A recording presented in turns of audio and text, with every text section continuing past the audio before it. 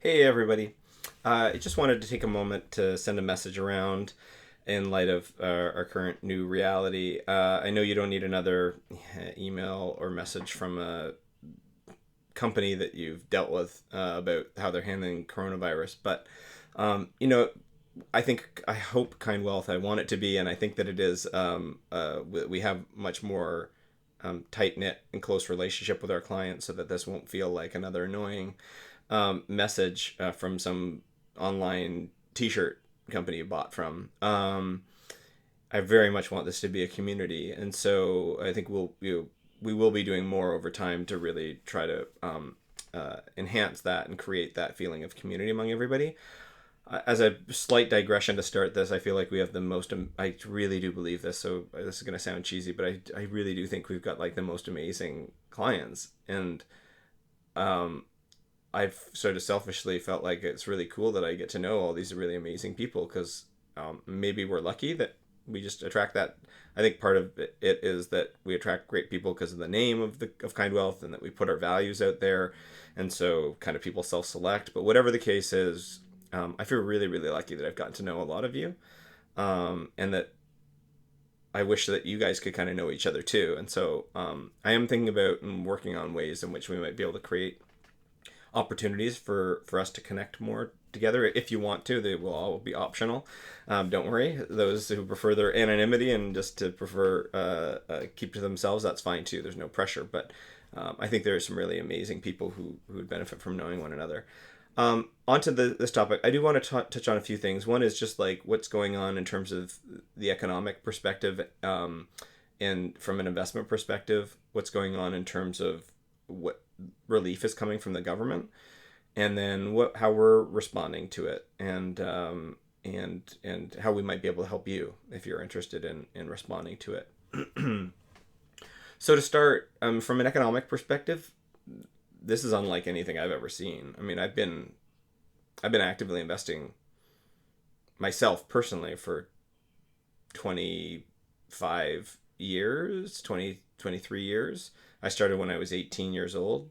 Um, I was working at a bank as a teller part time, and I started to learn about investing. And I took, I had $3,000-4,000 in an RSP at the time, and invested that. And it was the late 1990s, and the internet was a new thing, and the markets were just booming. And any company that had anything to do with the internet was just skyrocketing off that news, whether they had any earnings or not. It was all just revenue and driven. So any company that could generate any revenue at all had a valuation that was a mile high, and their stock prices were going up. And I was investing in that market and learning a lot about investing and reading books. And I had a friend who was really interested in it, and invested all through that, and actually had borrowed money through that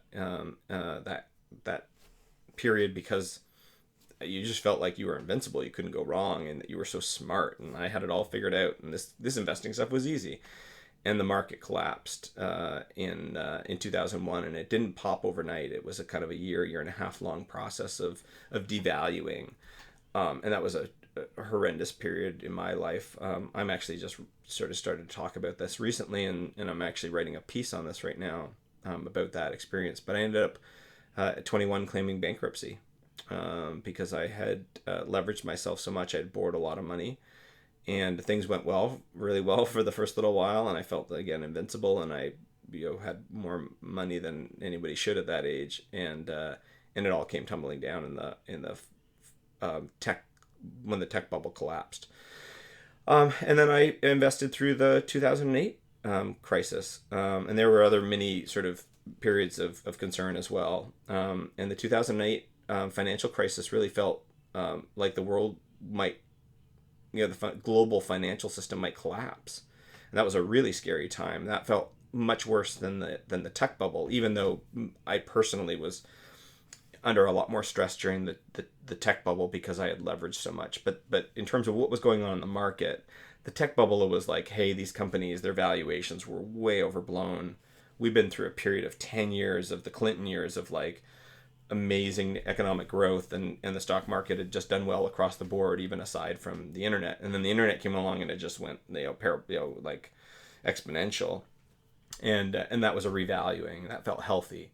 The financial crisis felt different because this was like the global financial system was built on a bit of a house of cards of debt, and that was crumbling, and we were worried about just an entire collapse. But even still, that the answer was pretty clear that we just needed liquidity, and the governments, really did what they needed to do to prop up the system by injecting lots and lots of money into the financial system. To quantitative easing was the jargony term they used for it, and that was to really you need credit in the system. It's the oil that allows the economic engine to run, and so that's what they did. They provided tons of it on a global basis. And now what's happening is this is really unprecedented because this is not a revaluing. It's not a sputtering of the. It's not even like a slowdown in economic growth or demand. It's a shut off of the economy. We're gonna shut off the economy effectively, and then try to reboot it down the road. I mean, I'll think about it as like those. I forget what the term is for those things that you zap people back to life and try to restart their heart. I mean, that's effectively what we're going to do. Not to be too dramatic about it, but and no one's alive has been through a situation like that. This is like literally no one alive has been through a situation like this. So we don't have a roadmap, and I don't think anybody knows exactly what's going to happen. And some of the obvious effects some of the effects will be obvious, and some of the spill on knock on effects will be obvious, and others will be unintended, unexpected, and so we're going to feel our way in the dark a little bit. All of that's to say, if you've got money aside and you're thinking about, oh, is this a great time to invest? Or, hey, I've got investments and they're falling, should I be selling?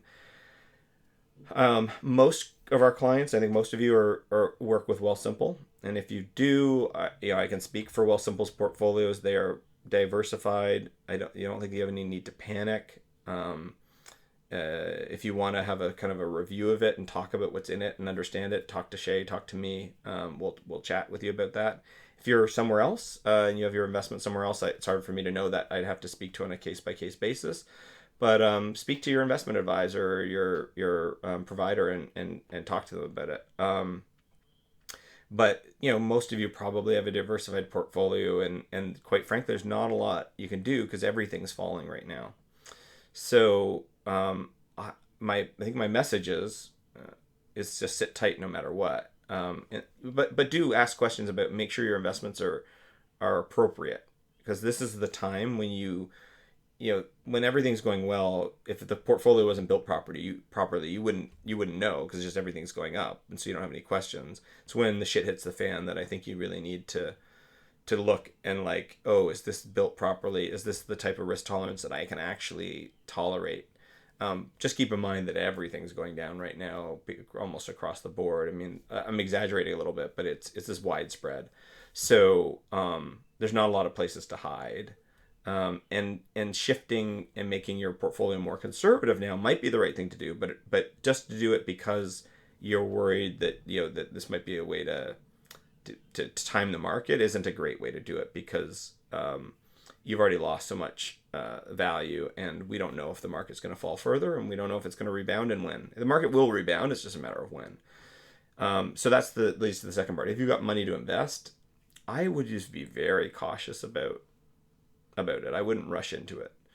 And if you do want to invest, at a minimum, you would need a 5-year time horizon.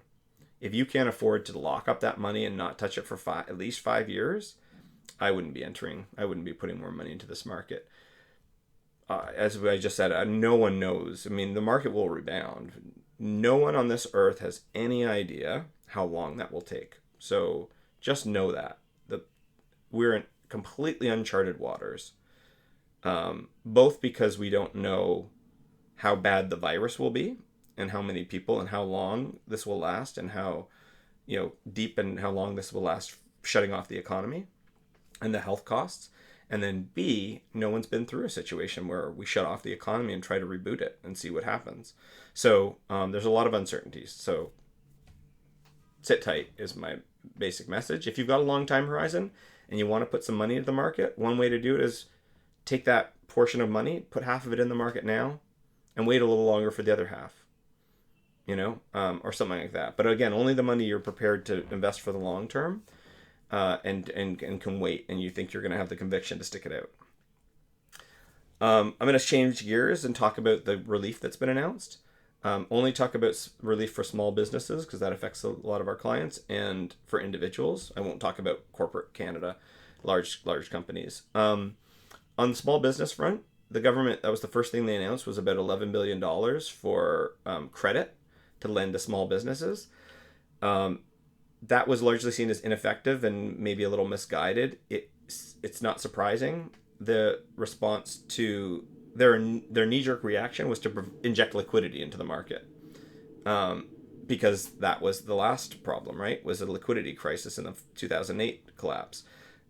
This is a demand problem, a supply and demand problem, but demand is shut off overnight, and businesses still have fixed expenses.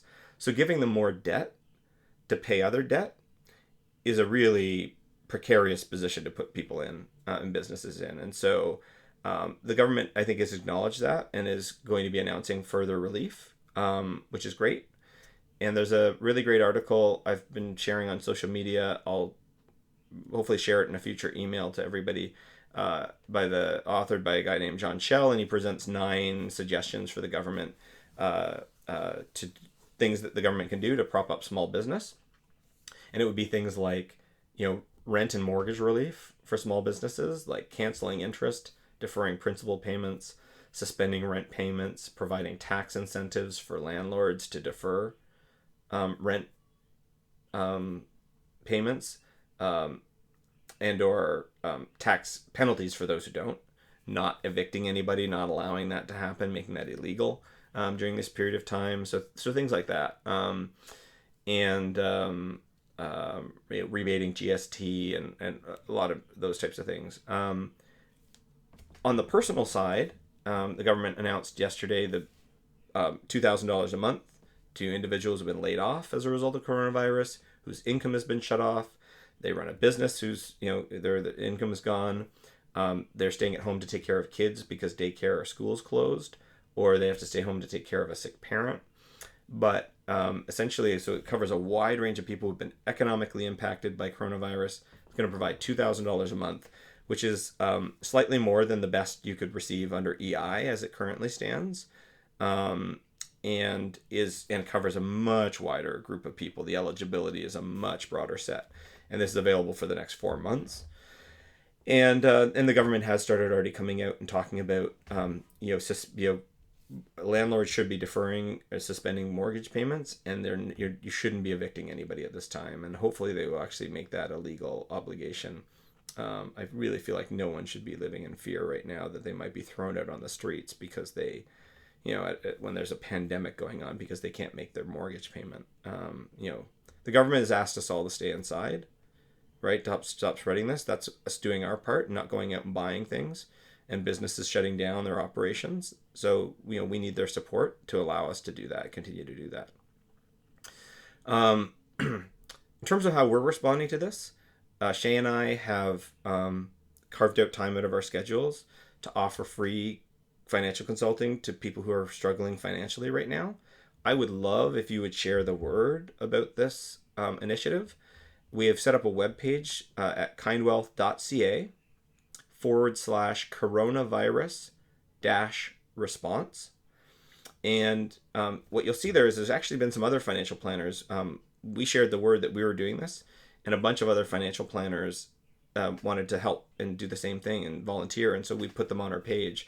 So when people go on, they can book time with Shay or I or any number of other financial professionals who are volunteering their time. And what we really want to do is help people who are really struggling and provide, some information about what relief is coming, some, a calm, non-judgmental ear to listen to, be a sounding board for them as they process what's happening, try to make good decisions going forward.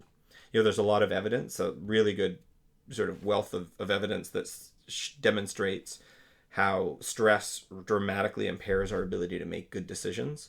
And so, that's the situation a lot of people are in right now. And I think if we can help lower that anxiety, I think and help people make better decisions, that can be a very valuable thing we can provide for people. So we're doing that. Please share the word if you're willing on your social media. If you have connections with media outlets, what we have right now are more financial planners who are willing to give their time than we do people who are booking us. So that's only because the vast majority of people have no idea that we're out there and that they can access help. So if you can help share the word, that would be great. And lastly, if you're looking for a way to get involved and you're not sure how, reach out. Let me know. Talk to Shay. There are a ton of initiatives going across the city, and it's just like incredibly heartwarming and inspiring. And there's just so many ways that you can get involved. We thought about how we could best serve, and this was how we came up with. This was the idea that we came up with. You may have different skills and ways in which you want to contribute, and that's great. And if you are sitting there thinking, I'd love to help, but I don't know how, let us know. We'll connect you to people, resources that you can find your way into how you can support others. Because I don't know if I mentioned this earlier in this video, my mind's a bit of a blur right now, but like, I don't know. I just feel like when a catastrophe happens, when shit hits the fan, like, it's like, you're in an airplane, like grab your mask first, make sure you're okay.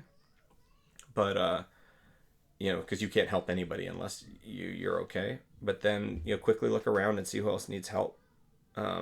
Because, while this bug is indiscriminate, right? Like it affects everybody equally, the economic impact of this and the health impact of this will be disproportionately felt by those who are the most vulnerable. And so if you've got the capacity to help others right now and you're not sure how to do that, get in touch with us because we'll help you out. Anyway, I hope everybody's safe. Social isolate, stay inside, and just sort of look out for others and help. And if you need help with that, let us know. And thank you. Thank you so much. Kind Wealth is a labor of love. Shay and I have poured our heart and soul into it for a little while now, and it's not always easy, building something from scratch and in a new way, in a new model that hasn't been tested before, with transparent pricing and just objective advice and all that. And so we really deeply appreciate the early pioneers who join on board with us. And so thank you for everything, and stay safe.